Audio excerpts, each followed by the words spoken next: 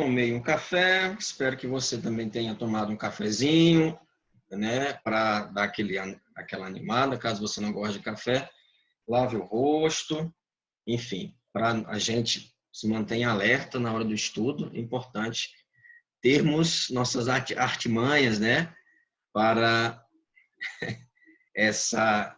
ficarem alerta, né? Então vamos continuar.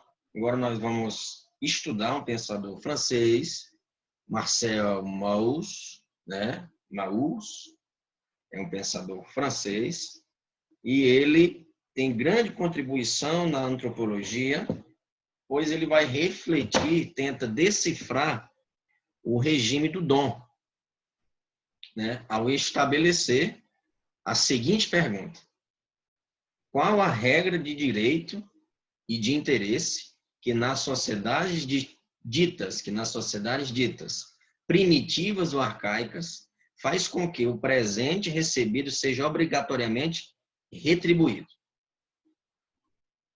Retribuído. Isso não vale somente para as... Cara, ele fala nas regiões arcaicas, né, nas civilizações arcaicas. Mas isso foi, de tal modo, tão impregnado na nossa cultura, que toda vez que a gente dá um presente, a gente quer uma retribuição, seja dos céus, né? Seja dos céus ou do vizinho. Tá? Dá um presente, mas esperando também o presente. Uma retribuição. Seja através de dom, de favor, né, de um milagre. Eu sou tão bom, né? Por que não acontece isso comigo? Gostaria tanto né, de ganhar isso. Por que não? Entende? É complicado, né? E aí, claro, o Marcel Mauss vai dizer que não necessariamente você dando algo, você deve receber, né? Outra coisa, seja dos céus ou de quem quer que seja. Qual é a regra para isso, né? Então, Marcel Mauss vai dizer que falar sobre a teoria do fato, né, do fato social total. Veja que recebe influência, né? Eles recebem influência, muita influência do Émile Durkheim. Né? Émile Durkheim foi o grande expoente ele, não somente ele, mas Karl Marx, Durkheim, Max Weber, enfim. Muito pertinente a leitura do Bom Selvagem, do Mal Selvagem, né, lá do livro, lá do primeiro fórum que nós fizemos, do esquema que eu propus para vocês, né, o resumo esquemático, onde inclusive o nosso livro vai utilizar como referência, né? Laplatina, ele vai dizer que sobre o ensaio sobre dom e dádiva, eu até tenho aqui esse livro, um momentinho, eu acho que eu tenho, um momentinho.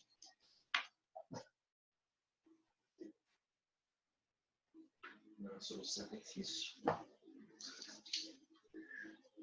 Não, é sobre o sacrifício que eu tenho, né? Na verdade é outro.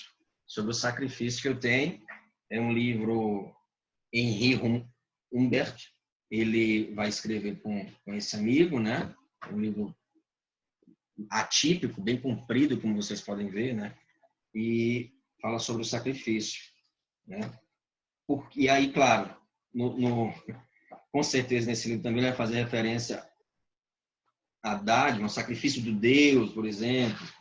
Tem até um filme de Mel Gibson que ele, posso disponibilizar o link, mas, como eu disse, né, não é obrigado a ver tudo, né? Não é obrigado a assistir tudo que eu indico aqui, porque posso dar indicações que, às vezes, você não tenta ver, não vi o filme e tal, tem atividade. Não vai ter atividade dessas indicações fílmicas, tá? Vamos deixar essa mentalidade de só atividade. Tem que ter uma atividade para ver alguma coisa, tem que ter uma nota para ver alguma coisa. Não é só sobre isso, não. Quanta coisa eu não leio, quanta coisa eu não... Aí onde está, né? Olha aí o dom. O presente, né? Eu vou assistir o filme, mas eu quero a nota por ter assistido o filme. Não. Você não pode cobrar por ter sido eficiente. É obrigação ser eficiente no trabalho. Sua obrigação é ser responsável no estudo. Sua obrigação é estudar. Está compreendendo? E nos manter produtivos é uma forma também de driblar a situação que vivemos caótica, né? nos manter produtivos, nos manter sadios, saudáveis, aqui também. Ficar pensando, né? Vivemos um clima tão fúnebre e ficar pensando sobre isso entra em parafuso de fato. Então é importante nós mantermos aí a sanidade através do estudo, né? Por que não através da leitura e do estudo? Bem, Marcel Mauss ele vai dizer que, tal como Durkheim, ele também entende que é necessário estudar os fatos sociais como coisas, mas coisas no sentido é plural mesmo, né? Não se pode estudar um fato social isolado, tá bom? Não se pode estudar um fato social isolado, tá certo? Bem, o ensaio sobre o dom e o dádiva, ele analisa, Marcel Mauss, ele vai analisar as formas de circulação de bens, as trocas e doações em diferentes sociedades, dando ênfase aos princípios de solidariedade, reciprocidade e até mesmo de rivalidade e suas conexões com as obrigações de dar e receber e de restituir. Então, virou uma regra, uma norma mesmo, restituir o presente. Nós ficamos frustrados, e aqui eu vou aparecer para olhar olho no olho de vocês. Olha, nós ficamos frustrados quando nós damos algo e não recebemos. É ou não é? Fala a verdade. Você fica frustrado. Nossa, dei aquele presente para ele, ele me deu um presente tão michuruca no meu aniversário. Isso gera disputa e rivalidade, né? Isso gera disputa, não somente nas civilizações antigas, mas nos dias atuais, estamos no século XXI, né?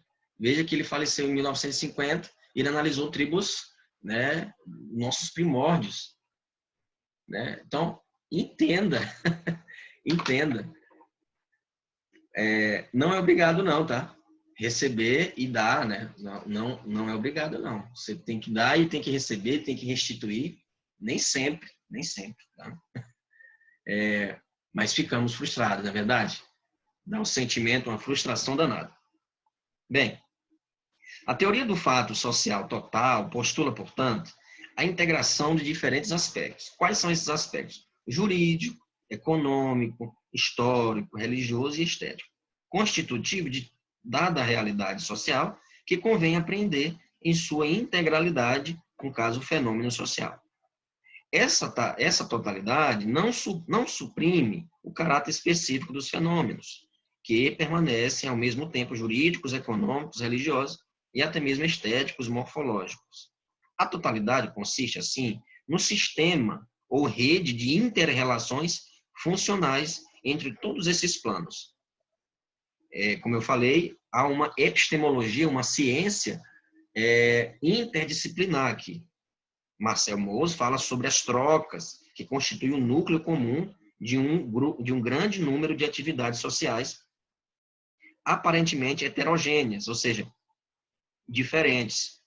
Percebe, desse modo, o antropólogo, a importância do regime dos contratos, do funcionamento e evolução das sociedades, motivo pelo qual procura apreendê-lo como um fenômeno social total. Então, sinteticamente, o que é o regime do dom para o Marcel Mauss? O que é o regime do dom? Tem-se um sistema de prestações totais, porque abrange dons antagonistas e não antagonistas, envoltos em um ciclo de solidariedade, reciprocidade e rivalidade, cujo funcionamento pode ser perfeitamente conhecido. Essas prestações, né, esses serviços, né, por vezes, supõem um intervalo, né, em diversos grupos. Terceiro fenômeno social da troca dos dons é total, porque nele combinam-se muitos aspectos sociais, né, de determinado clã, de determinada tribo, de determinada sociedade, para falar num termo contemporâneo, um termo moderno, pós-moderno, né? Bem, esses fenômenos sociais também são totais, porque permitem que a sociedade se represente e se reproduza como um todo, né? Como um todo. Bem, o sistema do dom Marcel Mauss procura esclarecer os fundamentos de uma moral e de uma economia, cujos vínculos entre sujeitos são constituídos e reafirmados por meio da troca de objetos. Por meio da troca de objetos. Então, recebo, dou também. E não é somente material, né? Pode ser também espiritual. Tá? Nesse sentido também. Então, o regime do dom é estabelecer a seguinte pergunta, como nós já propomos. Qual a regra? Qual a regra de direito e de interesse que nas sociedades ditas primitivas ou arcaicas faz com que o presente recebido seja obrigatoriamente restituído? Que força há na coisa dada que faz com que o donatário a retribua? Né? Então, eu entrego algo e eu tenho que ser ressarcido imediatamente ou depois, não importa, mas eu tenho que ser ressarcido.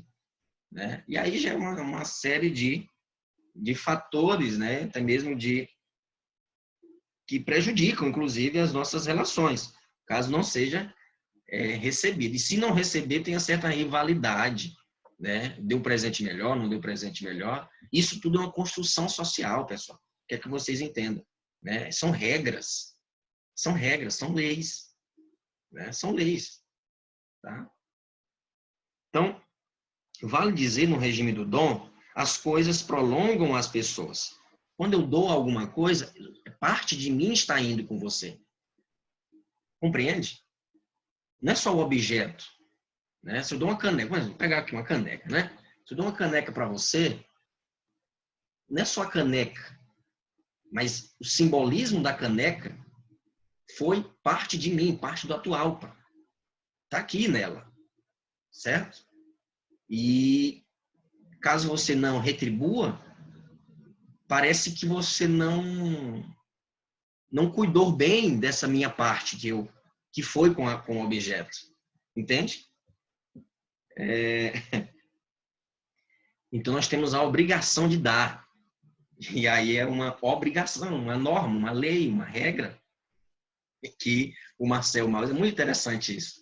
Eu fico muito encantado, muito, sabe, contemplativo, realmente vigora quando vejo essas reflexões tão profundas que esses pensadores fizeram, né? Constatações que estão na nossa cara, né? Nossa realidade. Mas veja, é uma regra, é uma lei, né? É uma lei. Então, por que se dá, estabelece hipótese segundo a qual o que obriga a dar é precisamente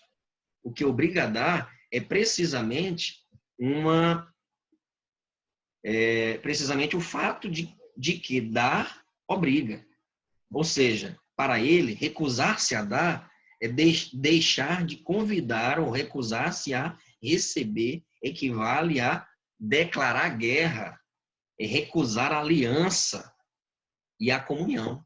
Quando eu não dou, quando eu não retribuo, é guerra, é intriga, é intriga. É intriga, eu percebo muito isso. Quando alguém não retribui, fica inimigo do outro. Inimigo, claro, ele está falando numa dimensão, podemos haver essa contextualização, mas aqui está em tribos, em regiões arcaicas, né? Enfim, não é visto com bons olhos por quem deu, não há uma retribuição. Tem que dar, recebe, aí sim, então ele valorizou, né, o que foi, essa parte que foi. Entendeu? Então, convido vocês à leitura desse capítulo também, sobre o Marcel Mauss. Ele é um pensador que fala sobre a relação de solidariedade, relação de superioridade também. O dom aproxima, o dom pode afastar, né? O dom pode afastar. E a obrigação também de falar sobre a obrigação de restituir, né? Tem que restituir o que foi dado, né? Porque senão é sinônimo até de guerra, né? Até de guerra, certo? E, bem, a primeira só para concluir, né? Vou ler um parágrafo aqui da página 161. Mauss procurou saber por que as sociedades primitivas, né, as sociedades que nos antecederam, né, são caracterizadas por uma economia e uma moral do dom, né, do dom. Nesse sentido, e sua resposta é que essas sociedades só puderam emergir quando diversas condições se combinaram. Por exemplo, a primeira condição foi a seguinte: era necessário que as relações pessoais desempenhassem um papel predominante na produção das relações sociais que constituíram o arcabouço da sociedade. Então, pessoal e social devem se combinar para que as sociedades sobrevivam. Tá? É tanto que quando Nietzsche tem um pensamento, um aforismo que fala o seguinte, mais ou menos o sentido dele é assim: às vezes as pessoas contam algo para nós e esperam ouvir algo de nós também. É quase que uma obrigação, né? Se eu conto algo para você, eu tenho que ouvir também algo de você, sobre você, tá? É uma regra, né? Então, se eu confiei algo, me conte algo também seu, tá? E ele fala, e é contra isso, evidentemente. Não, não é obrigado, né? Não há obrigação de você falar algo e ouvir algo sobre mim, né?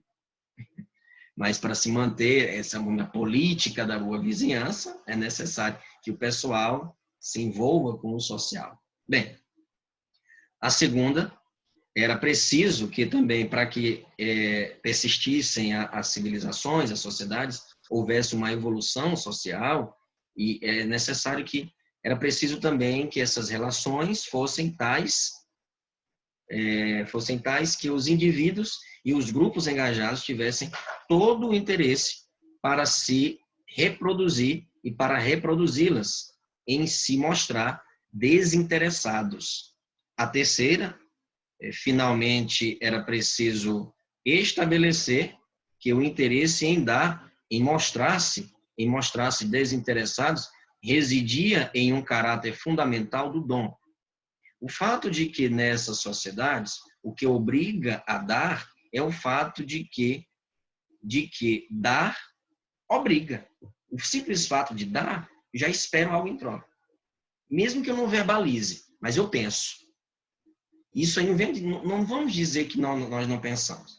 Isso aí é um fenômeno social, mas também é psíquico, né? É psíquico, tá? É que interfere no nosso interior, né? Dar imprime também o devolver, né? Já pensamos na retribuição que o outro pode nos dar. Não, isso é regra. Antropologia, que é cultural, social e jurídica. Veja que ele propôs uma interdisciplinaridade nas relações. Ele percebeu isso, a troca.